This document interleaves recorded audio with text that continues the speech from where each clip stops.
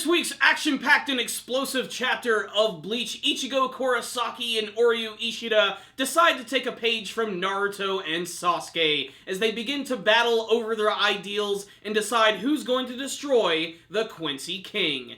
This was not the chapter I wanted. I've made it painfully clear that the one thing I did not want to see from Bleach was Ichigo and Oryu Ishida fighting, because we all know how this type of story is going to end. And this is a story that we've seen multiple times in Bleach and in other anime series before. Basically, what's going on in this chapter is that Ishida is going to try and destroy everything Quincy related. He's going to use his powers to put these, weird slips of paper which came from that one Quincy glove that he had in the past, and he's going to basically destroy everything from the inside and basically shoulder the burden of everything. And that means he's going to try and force everyone to leave, go back to the real living world so that he can perform the ultimate sacrifice. I'm not sure that this is the smartest decision. Ichigo is clearly going to knock some sense into him, and even if they do end up having a battle, Ichigo's not going to lose. He's the main character. There's no way that anything like this is going to even possibly go down, and that's why all of their words at the beginning of the chapter and them fighting, I just didn't feel it here. Basically, this is just like the scene in Star Wars Episode 3, Revenge of the Sith, Ichigo being Obi-Wan, Ishida being Anakin Skywalker. Ichigo gets up in his face and he's like, "You are the chosen one! You were supposed to bring balance to the Quincy, not destroy them!" It's just ridiculous and over the top, and you know exactly how it's going to end. That being said, the most interesting thing about this chapter has to be Haschwalth, who's continuing to evolve into a very creepy villain, and that's probably because he's continuing to take on the powers of the Quincy King himself. In fact, that final panel this week looked pretty freaking awesome, with half of his body being covered in shadow, and that shadow actually taking on the form of the Quincy King. It looked really ominous and incredibly creepy, and it also, again, just bothers me that Ishida is talking about his plans, out loud, making sure that, no one can hear him, when he realizes that Haschwalth is around. You know he's gonna pop up and he's gonna hear him, and he knows exactly what's gonna go down. So, everything with Ichigo and Oryu fighting this week, it didn't do anything for me, because I know exactly how it's going to end, and they made it painfully clear in this chapter that Ishida doesn't even really want to fight Ichigo either. They don't have that type of rivalry where they want to murder each other. This isn't like pre-Vegeta becoming good fighting against Goku. They are friends, they're rivals, they just happen to have a lot of friction with one another.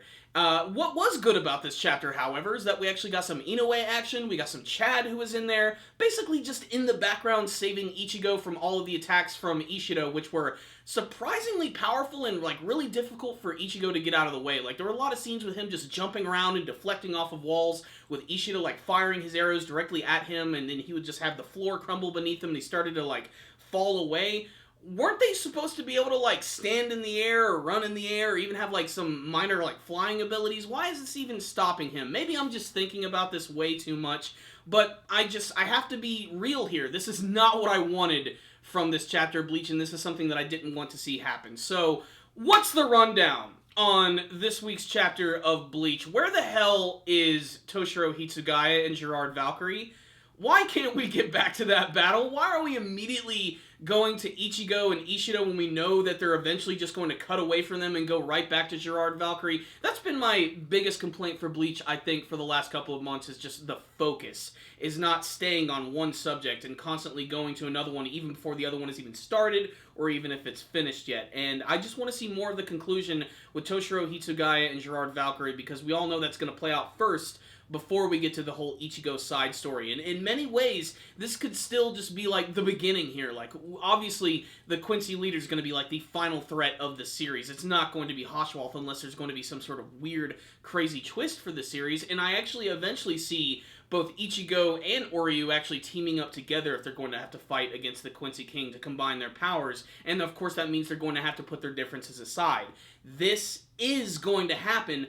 Either that, or one of these characters are going to be severely injured or straight out killed. Ishida could be that character. His head is definitely on the chopping block. But there are some good confirmations from this chapter. Just the fact that he really isn't against Ichigo and his friends. He just doesn't want them to get in the way, and he doesn't want them to get hurt because he's trying to destroy everything around him. There's also this explanation that he has these little sun keys, which allow him to go to all of these different gates around Warwelt, which allow him to basically instantly transport himself. And that's what he tries to offer to Ichigo and his friends to get out of there because shit is about to go down.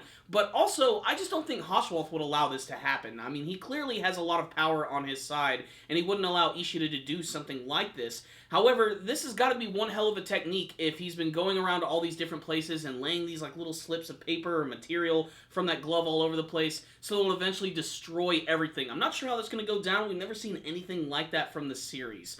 On the technical side of things, this was a pretty good-looking chapter. There were some cool action scenes. There were a couple of pages with no dialogue, period. We just got Ishida fighting against Ichigo, basically just them bouncing around the room and him firing arrows. And of course, we were reminded that Ichigo's got a really badass looking sword, which we've barely seen in action. All it really got to do this week was deflect attacks in the scene where Chad grabbed him as he was getting ready to fall away. Otherwise, this was an interesting chapter because they're finally bringing the main characters back into the forefront, but like I said, they're going to cut away from them and they're going to go to another battle. This is basically just another setup. So, it was okay. It definitely wasn't what I wanted personally, but there are going to be Bleach fans who really like this. This is a moment that a lot of Bleach fans have been waiting for, to see another big confrontation between Ichigo and Ishida. I just think it's a little played out at this point, and something that I just didn't want to see happen. So to me personally, this was an average chapter of Bleach, and that's a disappointment because I want to see more Ichigo. He's the main character of the series who's barely in his own series at all, and every single time he appears, something like this happens, which makes me not even really care about him that much. I care more about the other characters in the series, and I want to care about Ichigo. I want to see what's going to happen to him in this story, especially now because this is the final arc in the series.